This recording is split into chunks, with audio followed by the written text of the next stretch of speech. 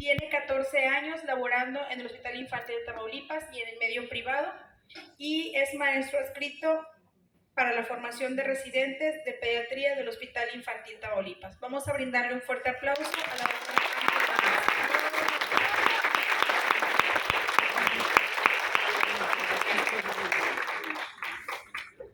Buenas tardes para todas ustedes. Alergia. Bueno, es un placer estar aquí en el primer congreso de mamás doctoras. Gracias al comité organizador por la invitación. Y bueno, vamos a hablar hoy de lo que viene siendo generalidades en alergia. Antes de empezar, siempre nos preguntan por qué el alergólogo, con quién lo voy a enviar, si es con el alergólogo pediatra, el alergólogo de adultos, o por qué el alergólogo de niños de adultos. Es muy simple. Cuando nosotros terminamos de especialidad, salimos como formadores de pediatras o de medicina interna, y solamente las instituciones nacionales como el INP o en Monterrey tienen formadores de alergólogos pediatras. Entonces terminas pediatría y puedes seguir laborando como haciendo alergia pediátrica. En las demás instituciones en donde no hay como tal formador de pediátricos, o sea, los hospitales generales de Puebla, el universitario, ahí ya nosotros tenemos que presentar un examen de conocimientos generales para poder tratar pacientes pediátricos y de adultos. Entonces, en México tenemos muy pocos alergólogos que son alergólogos pediatras, que solamente de niños. Cuando presentas un examen ya para certificarte en alergia e inmunología clínica, se tiene que presentar un examen general. Entonces, prácticamente hay doctores que dicen, bueno, yo nada más veo alergia pediátrica. Ya vemos otros que nos formamos en otro tipo de institución en donde vemos niños y adultos, pero es por eso, y los exámenes que se nos hacen de recertificación tenemos que cumplir con los lineamientos en conocimientos de enfermedades de niños y de adultos. Entonces ya, sin preámbulos, ustedes pueden enviar al paciente alérgico en un momento dado, con el pediátrico, o si no con el otro. Son muy pocos los que son de alergia pediátrica. Bueno, eso nada más era un puntito así como que extra. Vamos a hablar de generalidades en alergia. La siguiente, por favor. Poquito de introducción. El sistema inmunitario es un complejo órgano de reconocimiento y defensa, de cuya integridad depende la salud del individuo. Las alteraciones en sus funciones nos ocasionan enfermedades, entre ellas la alérgica. Las enfermedades alérgicas se desarrollan en personas que están genéticamente predispuestas. Debe de haber alguna alteración genética. Y después de eso, al ser sensibilizados, entras en contacto con una sustancia a la que eres alérgico. La siguiente vez que vuelvas a entrar en contacto con ella, presentas ya la reactividad alérgica. En esta reacción alérgica participan varias células, entre ellas sabemos que son los mastocitos, los basófilos, los linfocitos y los eosinófilos. La siguiente, por favor. La alergia, bueno, como bien sabemos, es la hipersensibilidad de una persona a una sustancia en particular. Entras en contacto y te desencadenan los síntomas. Los alergenos principales, vamos a hablar un poquito de ellos en el transcurso de la plática. Y el 40% de los pacientes en México tienen alergia. La siguiente, por favor. La Organización Mundial de Salud nos refiere que es de las 6 patologías más frecuentes en el mundo. Afecta al 20 al 25% de la población mundial, y uno de cada 4 personas presenta a lo largo de su vida algún trastorno alérgico. Los más frecuentes de los procesos alérgicos son de leves a moderados. Sin embargo, los graves, se estima que 250,000 personas en todo el mundo aún mueren de asma cada año. La siguiente.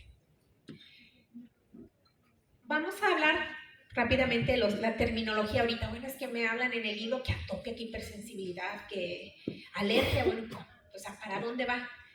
Atopia es la predisposición genética y lo podemos ver con un simple estudio de laboratorio, la IgE total.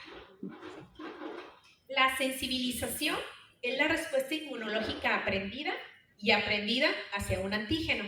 Y eso lo hacemos nosotros con la IG sérica y con la específica. Perdón, la IG específica vienen siendo las pruebas cutáneas, en donde nosotros ponemos el extracto y me hace una reacción alérgica, y eso significa que mi paciente está sensible a ese alergeno.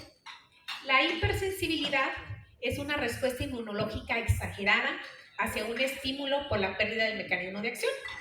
Y eso lo hacemos con las pruebas de reto.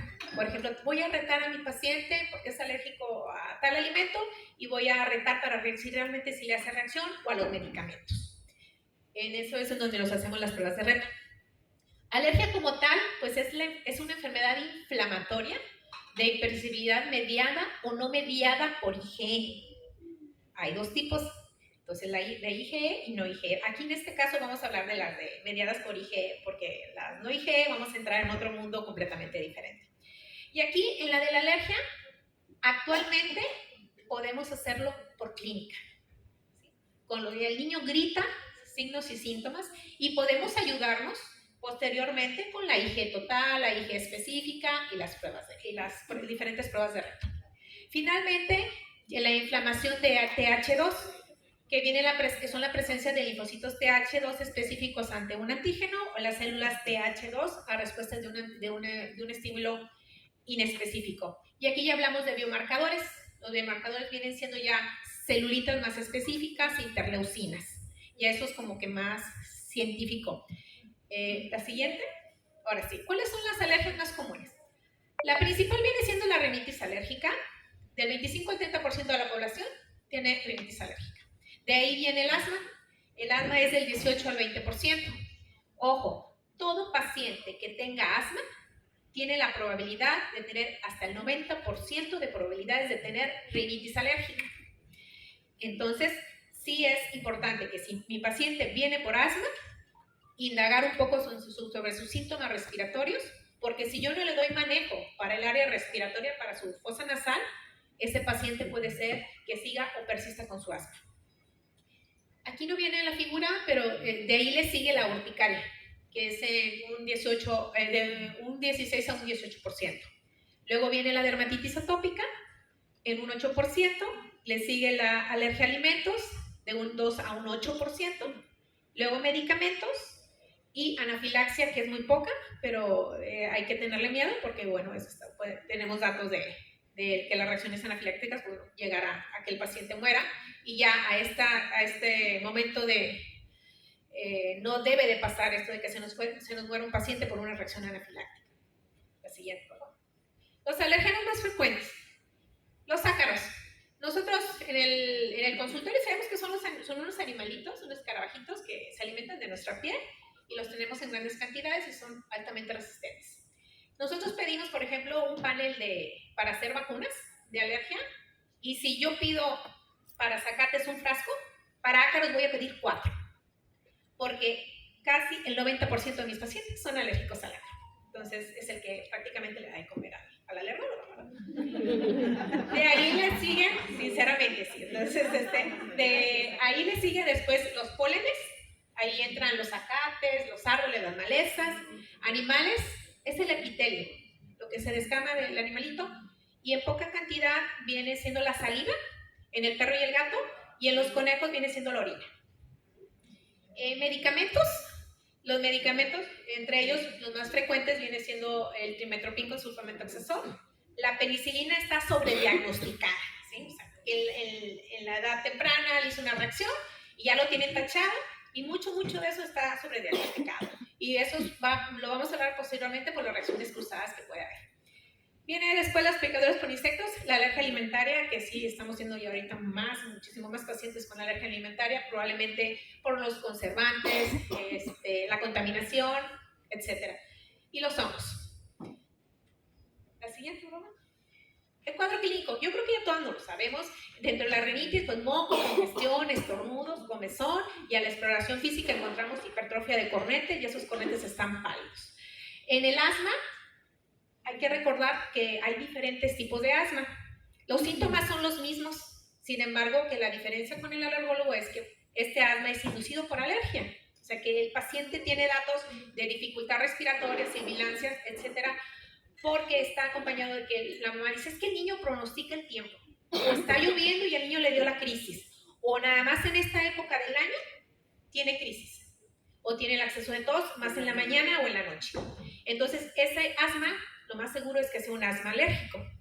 Esa es la gran diferencia entre lo que viene siendo el neumólogo y el alergólogo. El neumólogo usa tratamiento médico y el alergólogo, si es alérgico, bueno, ahí es donde entra la inmunoterapia. No todos los pacientes que tienen asma son de alergia, ¿ok? La dermatitis atópica, esta enfermedad no siempre también es de alergia. Al principio se pensaba que era de alergia nada más, tiene mucho componente genético y se caracteriza por comezón, cerosis, eczema, que es eritema, pápulas y exudado en zonas de flexión. Las lesiones varían según la edad del paciente.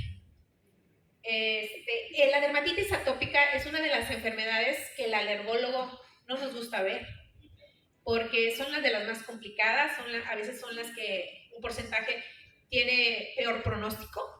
Le llamamos la papa caliente, entre los alergólogos lo aventamos de uno para otro lado, porque también está ahí, puede estar asociado a enfermedades inmunológicas. Entonces, sí hay que tener ojo cuando veamos un niño con dermatitis atópica. Sí, no, bueno, tiene dermatitis atópica, sí, pero si no se está controlando con un tratamiento de alergia, hay que buscarle, trae algo más ese niño. Las urticarias, sabemos, rochas que aparecen y desaparecen, van y vienen, son evanescentes, perduran por horas y pueden o no presentar hinchazón. Y la anafilaxia, que es cuando ya afecta los varios sistemas respiratorios, cutáneos, cardiovasculares y neurológicos. La siguiente. ¿Cómo reconocer una alergia? Bueno, ya lo hablamos, solamente hay que hacer hincapié que la alergia no ocasiona fiebre. Entonces, si ese paciente viene con fiebre, y bueno, todo lo que ya no le sabemos, pues tiene alergia, ¿no? No. Si tiene una enfermedad exantemática, presenta fiebre o no desaparece la digitopersión, hay varias características que nos hacen pensar que ese niño está con algún proceso infeccioso o alguna otra patología y que realmente no sea de alergia. Pero con que nos aprendemos que no ocasiona fiebre, que nos quede la idea. En las rinitis, por ejemplo, que ya el niño ya tiene todo el tratamiento de alergia y el niño persiste con los síntomas, bueno, ya tiene el antihistamínico, tiene el esteroide, tiene todo, trae una complicación. Vamos a buscar diagnósticos diferenciales de la rinitis, por ejemplo, la sinusitis. Es muy frecuente que yo vea pacientes que están complicados con sinusitis. Entonces, sí hay que aprender a reconocer cuando el paciente es de alergia. La siguiente. Y que las alergias, bueno, pueden ser estacionales o perennes. Estacionales en alguna época del año nada más te da, y perennes, pues bueno, va para todo el año. En el diagnóstico, solo saber que hay las IgEs mediadas, de las que hablamos ahorita, y vamos a hablar de sus pruebas diagnósticas. Hay también las que no son mediadas por IgE, ahí entran las enterocolitis, la enteropatía, y las mixtas, en la mixta lo que les había hablado de la dermatitis atópica, que también hay componente celular, y las esofagitis y gastroenteritis eosinofílicas, que ya hay ese tratamiento conjunto con el gastro. La siguiente. Vamos a hablar de lleno ya a lo que es el diagnóstico correcto de la alergia. Lo principal ya ahorita viene siendo la sospecha en su historia clínica. El segundo, existen pruebas. Hay 3 tipos de pruebas: inespecíficas, específicas y complementarias. Entre las inespecíficas nos llega una biometría hemática y buscamos siempre los eosinófilos. Entonces, esto ha ido cambiando con el tiempo. Antes decíamos, en una biometría hemática, unos eosinófilos totales arriba de 500, hay una sospecha de alergia. Actualmente es arriba de 300. Los eosinófilos presentes en el moco de la nariz, hasta en un 5%. La IgE total. En esta varía en los niños. Entre más pequeño el niño, hay sus porcentajes. En el adulto, yo les digo, en un niño, si ves arriba de 40, ya, o sea, sospéchalo que tiene alergia. Y en un adulto, arriba de 100, tiene alergia. Y por lo regular, el paciente viene alérgico, ya le estás viendo 200, 300, 1000, 5000, ¿no? Entonces, estos son estudios inespecíficos. Entre las específicas ya viene siendo la prueba cutánea. La in vivo es lo que yo hago en el consultorio. La in vitro es lo que se puede mandar hacer a través del laboratorio. Y las pruebas de reto. Hay otro tipo de pruebas complementarias, como la activación de basófilos, triptasa, espirometría, que sepamos que existen, ¿no? Por ejemplo, la triptasa, no supe si tuvo o no una reacción anafiláctica, pues se pide la triptasa, ¿no? Eso ya es más meternos de lleno a lo que viene siendo alergia, pero tenemos estudios complementarios si tenemos alguna duda. La siguiente, y eso es lo que les hablaba, prueba cutánea, la que hacemos, pruebas in vitro y pruebas de reto, en donde le damos al paciente lo que va a tomar. Por lo regular, las pruebas de reto las hacemos en hospital. Al menos que sea alguna alergia alimentaria, así se puede hacer en consultorio o en su casa. La siguiente, pruebas cutáneas. Hacemos las pruebas cutáneas en aquellas que son mediadas por IgE. ¿Qué es lo que hace la prueba cutánea? Identifica el agente causal. Te identifica a qué eres alérgico. Y nos ayuda esto al control del medio ambiente, que es lo que vamos a indicarle al paciente, qué vamos a hacer en casa, vas a quitar la alfombra, los cuidados que vamos a tener, ¿no? Es una prueba diagnóstica muy precisa, demuestra la IgE específica del alergeno, te digo a qué eres alérgico, tal cosa.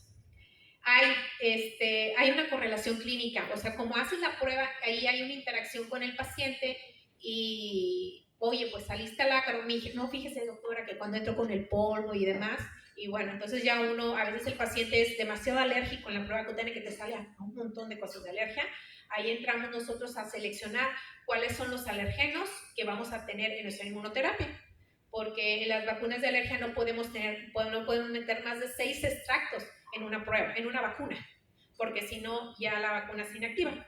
Entonces, sí se tiene que ver una correlación clínica. Si ese paciente jamás ha estado en contacto con el perro, pues no le vas a meter una vacuna para perro, ¿va? Hay diferentes métodos. El más conocido es el de PRIC, sigue el de PRIC test, intradermoacción y parche. Lo vamos a ver ahorita con dibujos. ¿A qué edad se realizan? Se pueden hacer ya a cualquier edad.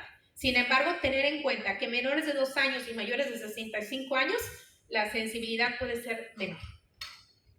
Y nosotros contamos con extractos alergénicos para inhalables, alimentos y animales. No hay en México para medicamentos en prueba cutánea.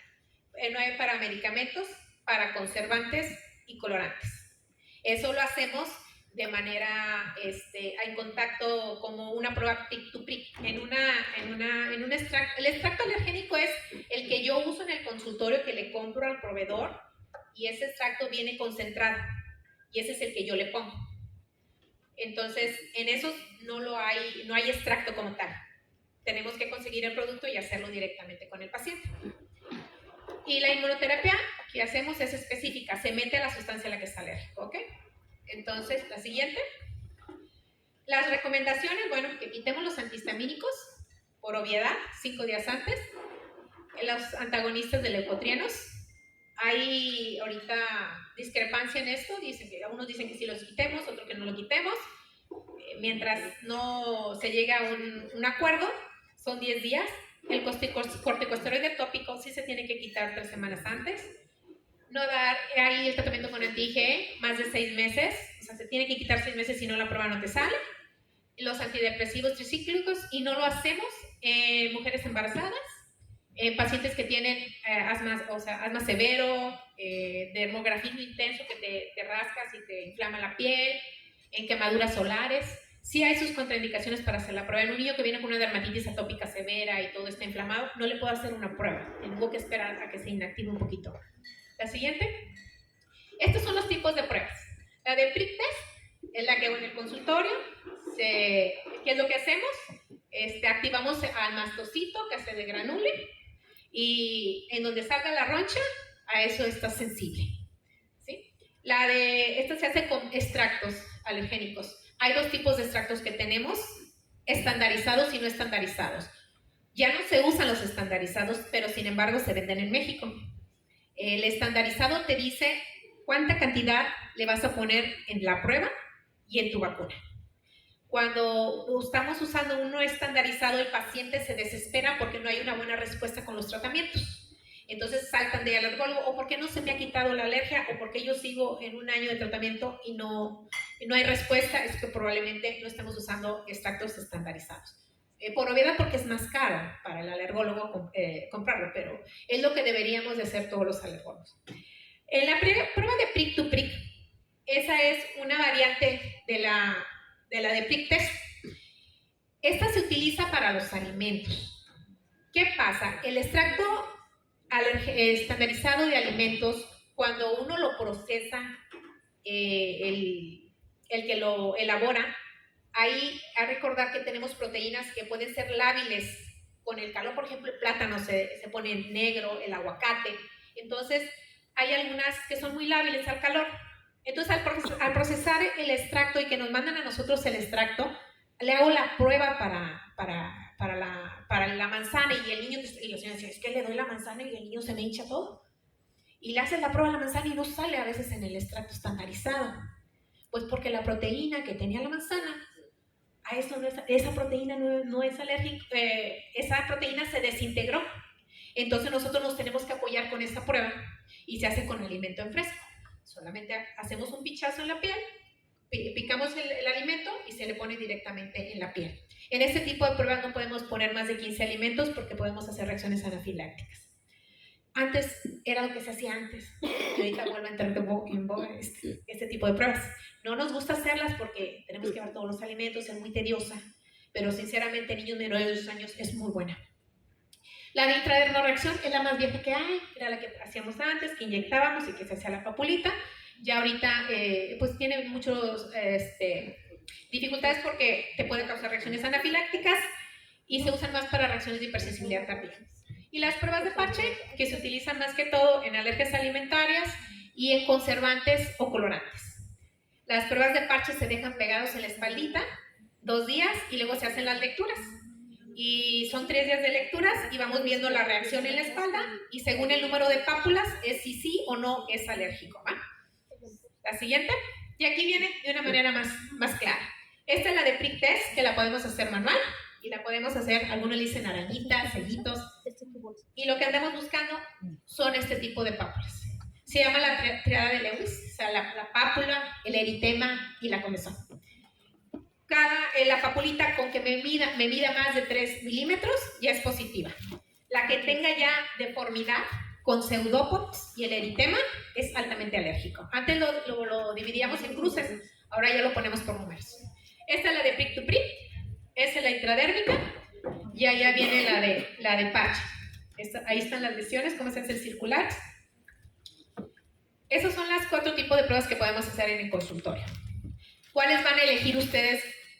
¿Qué le van a pedir al doctor, al alergólogo que haga? Ustedes envíenlo y el alergólogo tendrá que hacer una historia clínica y ver hacia dónde va y qué es lo que va a hacer. La siguiente. Finalmente, la prueba cutánea, cuando es positiva, nos revela la presencia de IgE específica del alergeno, o sea, por ejemplo, en este caso del ácaro. Y a esto se le llama sensibilización a alergenos. La siguiente. Ya hablamos de las pruebas in vivo. ¿Hay in vitro? Sí.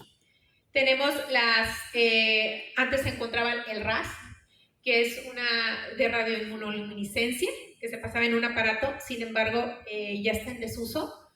Todavía algunos laboratorios la usan, pero finalmente se aporta muy poco, da muchos falsos positivos negativos. No es muy buena, no tiene mucha especificidad, entonces ya cayó en desuso esta. Y había una que era un panelito, que es CAP, que teníamos 10 alergenos y lo hacíamos en el consultorio con una pequeña muestra. Pero además era 10 alergenos y podemos ofrecer más, y si no salía el ácaro no le dábamos tratamiento, entonces también esto cayó en desuso. Lo que hay ahorita es a través del diagnóstico molecular. Ya estamos hablando que se usa un chip que le tomas la muestra al paciente y ahí sale a que es alérgico. ¿Qué es lo que hacemos en la prueba cutánea? La gran diferencia con la de diagnóstico molecular, que se puede llamar Alex o Isaac, se llama Inmunocap. Ya ustedes se pueden meter en internet y ponerla como Alex o Isaac, que es la patente, por así decirlo. Y es además de que te dice a qué eres alérgico, te da una orientación con las reacciones cruzadas. Si tienes reacción cruzada, cuando por ejemplo te dicen, ay, eres alérgico a la penicilina, pero no comas el puerco porque te hace reacción y te vas a enronchar. Eso es una reacción cruzada. Y entonces este tipo de diagnóstico molecular, que yo creo en unos años es lo que va a venir a reemplazar mucho de lo nuestro que hacemos en el consultorio de pruebas, ya lo tenemos en México y se puede solicitar en aquellos pacientes en los cuales no están respondiendo los tratamientos. Podemos pedir el diagnóstico molecular, pero es caro, ¿sí? Todavía no bajan los costos. Primero hacemos la prueba cutánea y ya si vemos que el paciente sigue mal y no ha avanzado, solicitamos una de diagnóstico molecular. La siguiente. Estas pruebas in vitro pues detectan la IgE específica del paciente. Nos dice a qué está sensibilizado, pero no hay correlación clínica. O sea, tú eres alérgico al ácaro y le preguntas al paciente, tiene que regresar con el alergólogo y el alergólogo confirmarlo por clínica realmente si tú puedes ser alérgica al ácaro, pero tú ya estás desensibilizado y ya no te pasa nada. Entonces, sí se tiene que ver una correlación clínica, no a todo lo que salga en el estudio vas a ponerle una vacuna o vas a decir a todo eso es alérgico en este momento. Se puede hacer en aquellos pacientes que no cooperen, que tengan antecedentes de reacciones anafilácticas, en demografismo, en embarazadas. La siguiente. Las diferencias, todavía sigue siendo el estándar de oro las pruebas cutáneas, son más sensibles, más específicas, hay una correlación clínica, son menos costosas, el resultado es inmediato en 20 minutos, hay algunas contraindicaciones, sí las hay. En las in vitro no es necesario suspender ningún medicamento. De hecho, en las pruebas que hablamos anteriormente de la biometría hemática, que antes quitábamos los antihistamínicos, y en la citología de moco nasal, ya no es necesario quitar el antihistamínico, nada más un día antes la limpieza nasal se quita. Ya en la prueba cutánea sí hay que quitar los medicamentos, y en las de sangre, ya no. No hay riesgo de reacción local y no pone ninguna contraindicación clínica. Siguiente. Yo no sé muy bien, pero sí les quise compartir aquí cuáles son los laboratorios que en un momento dado, si tienen un paciente complicado, que no ha respondido bien, que tiene 3, 2, no sé cuánto tiempo que no ha evolucionado bien el tratamiento, años con tratamientos de alergia y el niño sigue igual y demás, algo molecular hay que pensarlo. Hay laboratorios, estuve checando, hay uno aquí en Veracruz y hay en Monterrey. Se contacta directamente y se manda la muestra en sangre. La siguiente, en 3-4 días te mandan el resultado. Bueno, ahí hablamos de pruebas cutáneas, pruebas in vitro y pruebas de reto, pues es lo que hacemos en el consultorio o en el hospital. La siguiente, por favor.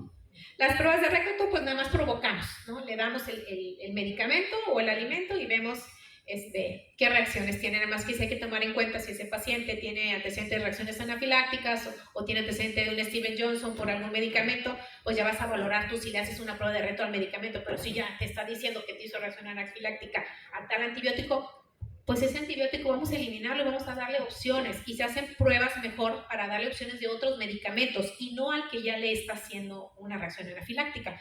Pero si es un paciente que es oncológico y que requiere su tratamiento específico o los diabéticos, ahí sí tenemos que hacer la prueba de reto y desensibilizarlos, ¿va? Los niños con SIDA también, que tienen que usar su trimestoprim, también se desensibilizan con estas pruebas de reto, ¿va? La siguiente, nuevos conceptos, reacciones cruzadas y panalengenos. La reacción cruzada es un fenómeno que ocurre cuando un anticuerpo reacciona no solo con el antígeno principal, sino con otros similares. Por ejemplo, que comes un tal marisco y también eres al pescado o eres al cangrejo, etc. Lo que mismo que les dije de la penicilina, esa es una reacción cruzada. Y el panalergeno es diferente. El alergeno presente es estar en diversas especies, con una elevada conservación estructural, siendo muy difícil saber la especie sensibilizante original. Esto puede dar lugar a errores diagnósticos y tratamientos que obligan a utilizar el diagnóstico molecular. ¿Qué significa esto?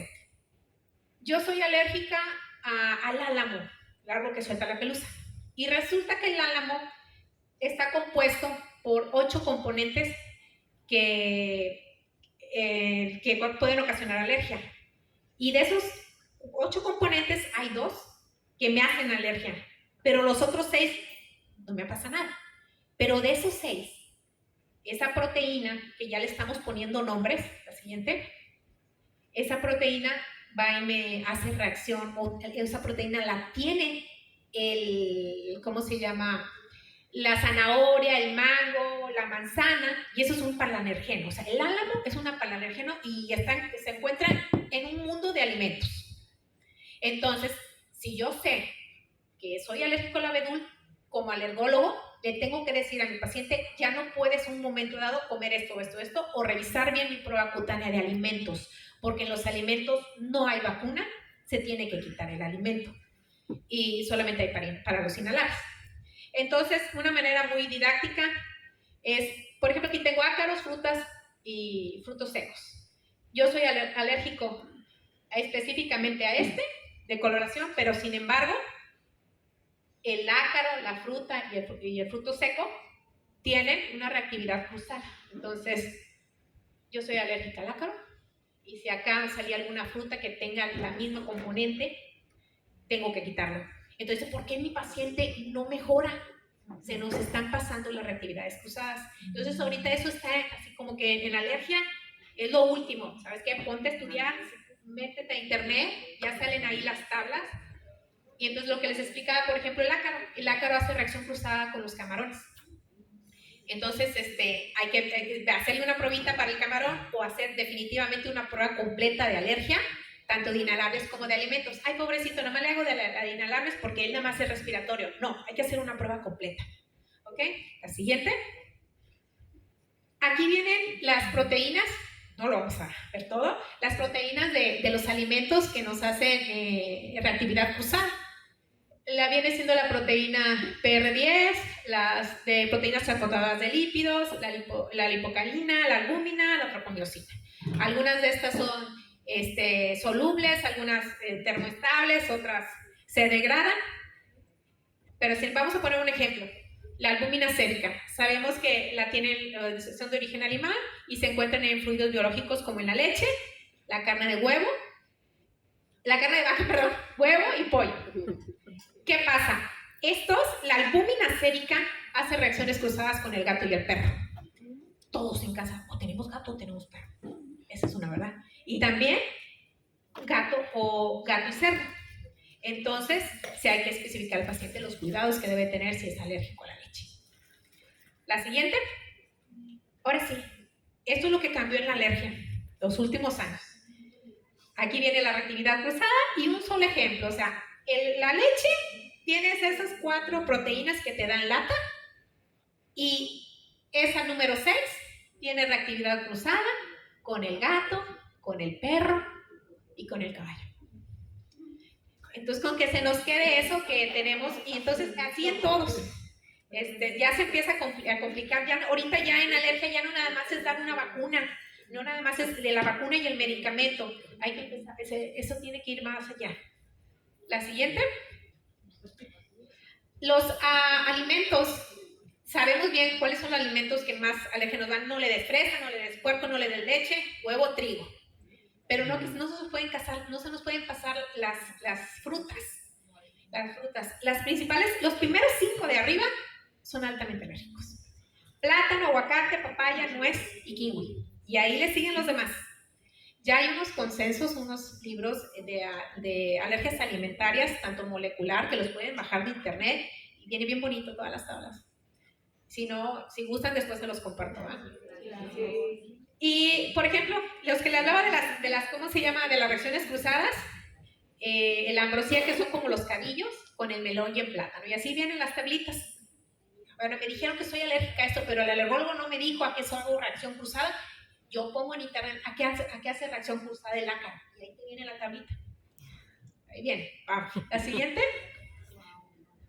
Tratamientos. Lo primero es evitar el alergeno. Sí hay que sacar el perro o el gato, o sea, de la casa definitivamente, ¿sí? Y el lema del alergólogo es no tapetes, no peluches, no alfombras. A lavar las almohadas, una vez al mes, no almohadas ni de plumas, ni de lana, poner cubrecolchones y no lo intenten nada raro el colchón. Nada, que le metan y le van a crear más humedad y el ácaro se reproduce en la humedad. Entonces, colchones antiácaros que sean impermeables, porque como es microscópico, traspasa. Entonces, si no tiene plástico, este cubrecolchón o esa funda de la almohada no le sirve. Los medicamentos, si usamos medicamentos al principio, sí los usamos y en las épocas en las que está reactivado nuestro paciente, y la inmunoterapia específica. Ya voy a acabar, vamos. La siguiente. La inmunoterapia, bueno, ¿qué es lo que hacemos nosotros? Vamos dando dosis presentes del alergeno, desensibilizamos y hay tratamientos orales, los sublinguales y las tabletas y los subcutáneos, ¿sí? Antes se utilizó mucho la nasal, ya cayó en desuso y ahorita se está estudiando la intralinfática. Efectos post-tratamiento, sí. El efecto de la desensibilización puede durar años y modifica la historia natural. La siguiente. ¿Qué hacemos con la administración de la vacuna? Nosotros lo dividimos en dos fases. Cuando el paciente viaja, o se cambia de residencia, el alergólogo ya tiene que, tenemos ya unos estatutos bien establecidos. Inicio, vamos a empezar con tales dosis. Antes nos íbamos muy despacio, de 3 años para acá, llega la dosis que tu niño tolere, la máxima dosis, y después nos quedamos en una dosis de mantenimiento por un periodo de 2 a 3 años. Entonces, cuando ya el paciente dice, voy a cambiar de residencia, tenemos que entregarle la fórmula al paciente para que el alergólogo de allá no se atrase o no inicie con tratamientos ya avanzados. La fase de mantenimiento, pues, es la repetición y debe de mantenerse. Hay niños que nos vamos hasta 5 años. La intradérmica, la oral, las pastillas. La diferencia de las pastillas, ahorita está en boga las pastillas porque llegaron a México hace como 2 o 3 años. En España está en el 98. La única diferencia entre estas dos es que las 2 primeras nosotros las preparamos en el consultorio y las preparamos específicamente al ácaro, al gato y demás. Las tabletas no. Las tabletas nos las mandan el comprimido para ácaros o para un montón de malezas o de árboles, pero no es muy específica. Entonces, las tabletas se dan solamente en ciertos pacientes, no en todos, pero es muy práctica. Pero sí hay que explicarle al paciente, ¿sabes qué? Te voy a dar unas tabletas, pero no lleva todo, lleva nada más a lo que eres más alérgico. ¿Le va a ayudar? ¿Le va a quitar la alergia? Sí, pero nos puede llevar un poquito más de tiempo. ¿Ok? La siguiente. Hay que recordar que tenemos que hacer uso de algunos medicamentos complementarios cuando mi niño no responde. Quise poner la adrenalina porque las reacciones anafilácticas severas no es el esteroide, no es el antihistamínico el que va a solucionar la reacción. Es la adrenalina. No lo olvidemos, no nos perdamos de que le voy a dar esto. Es la adrenalina. Los biológicos son los anticuerpos monoclonales. Son nombres muy raros. Yo digo, acuérdense que se terminan en MAP. Son caros, ¿sí? Los tiene el sector salud, el IMSS y el ISSSTE, ¿sí los tiene? La anti-IgE, que viene siendo el omalizumab, que lo usamos mucho en asma y en urticaria crónica. El mepolizumab, prednisolizumab, bloquea la interleucina 5 y se usa en el asma eosinofílica. Y el dupilumab, se usa en las dermatitis atópicas que no tienen buena respuesta. La papita caliente, en esa que el paciente no responde, hemos visto una gran respuesta con el dupilumab. Todas estas son inyectadas y, bueno, la desventaja todavía es su costo. Y para pacientes con angioedema, el icatibant. Estos medicamentos, cabe señalar que en las urticarias y en el angioedema, el tratamiento de elección no es la inmunoterapia, viene siendo su medicamento. Y en las dermatitis atópicas, si es por alergia, se mete la inmunoterapia. Si no, pudiese ser dupilumab. La siguiente. Conclusiones. La inmunoterapia específica, o sea, que se da específicamente para el alergeno al cual te está ahí dando lata, es clínicamente efectiva, es específica y sus mecanismos están demostrados. La siguiente. Bueno, conclusiones, la historia clínica, los laboratorios, la IgE total y la eosinofilia no descartan la alergia. Si me sale negativa, no me la descartan. O sea, no salió con la IgE total. No, eso no significa. Yo tengo pacientes que fue un hallazgo de una IgE de 400, 500, y le digo, bueno, ¿trae usted moco? ¿Qué síntoma trae de alergia? No traigo ninguno, pero me dijeron que tengo que venir con usted porque tengo IgE elevada. Digo, o sea, o puede estar elevada, pero si no tiene síntomas, no tienes por qué hacerle más nada a ese paciente. Su sistema inmunológico lo está compensando. Pero si sale negativa y se sospecha alergia, se tendrá que hacer una prueba. La inmunoterapia es el único tratamiento capaz de modificar la historia natural. La vía de administración debe de individualizarse en cada paciente ¿Cuándo se suspende la inmunoterapia? Porque a veces nos preguntan como médicos, oiga, tengo vacuna de alergia, ¿la voy a suspender o no? La vamos a suspender cuando el paciente tenga fiebre. Hoy el paciente tuvo fiebre por una faringoamigdalitis, se suspende, al tercer día ya no tiene fiebre, se sigue aplicando, siempre y cuando esté tomando sus medicamentos, no interfiere. Las enfermedades pues, exantemáticas, y si tiene, por ejemplo, varicela, sarampión, hasta que remite el último síntoma. El tratamiento es integral. Tenemos la siguiente. Hablamos de los cuidados, el control ambiental, los medicamentos, la educación al paciente. Nosotros hacemos la historia clínica y preguntamos qué tienes y qué no tienes, y ahí es donde empezamos a modificar los hábitos en casa. Y la inmunoterapia. La inmunoterapia, algunos alergólogos usamos, además de los extractos alergénicos biológicos, en estos casos listados bacterianos. Entonces, por eso también en la fiebre se tiene que quitar. Es un tratamiento integral, no hay que olvidarnos de eso.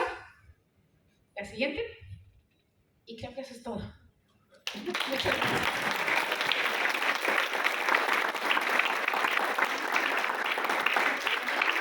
Muchas gracias, Ángeles, por darnos esta charla tan interesante y enriquecer este congreso con tu participación.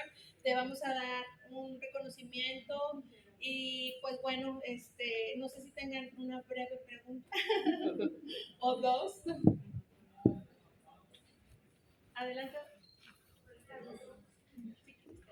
Doctora, yo soy pediatra de LIS, generalmente llegan niños a la consulta o incluso a hospitalización por alguna urticaria severa o crónica.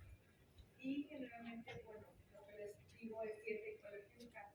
Aquí ya me la puse más difícil con las frutas, pero yo solo quiero saber si es lo correcto seguir indicando dieta hipoalergénica porque la mamá se queda así de ¿y qué va a comer? Quiero saber si habrá alguna manera como alguna dieta hipoalergénica como reducida, no sé, y por cuánto tiempo sería lo correcto decirle, y también de qué manera podría volver a introducir el divorcio, de un momento y ver, esperar más o menos una semana para ver si hay una reacción, pero no sé si hay alguna modificación de las indicaciones.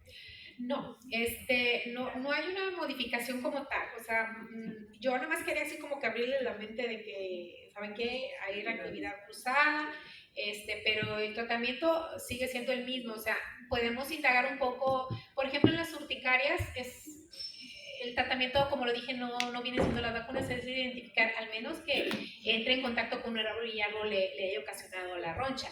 Pero si es algún alimento que lo está ocasionando, o en muchos de los casos en las urticarias, el 90% de los casos es porque el niño tuvo una afectación, diarrea, por ejemplo, que tuvo una diarrea aguda, y a la semana el niño empieza con roncha. Sí hay que indagar siempre, o sea, el paciente tuvo diarrea hace una semana o estuvo tomando un medicamento no indaguen de un solo día, hay que indagar de 2 o 3 días porque hay reacciones inmediatas o tardías. Entonces sí indagar un poquito más allá, y sí se tiene que dar tratamiento con el antihistamínico, y en un momento dado, si no baja la hinchazón o la roncha, dar un poquito de esteroide a una dosis corta. Y la dieta viene siendo igual: frutos secos, leche, huevo, cacahuate, lo que son colorantes rojos y naranjas se quitan, el marisco, el puerco, eso es lo que más se quita, y si es acaso la yema del huevo. Pero se deja una dieta de unos 3-4 días, y cuando ya tu medicamento te bajó la lesión, ahí ya empiezas a integrar paulatinamente los alimentos, y que no haga mezcolanzas, o sea, en la mañana le di chocolate, en mediodía le di puerco y en la noche le di, no, o sea, y que no trate de dar alimentos que sean nuevos para el niño, porque luego, se enfermó y le dio roncha, ahora le voy a dar esto que nunca le había dado. No, dale alimentos que el niño siempre ha consumido y que tiene ya un sistema inmunológico adecuado para esos alimentos.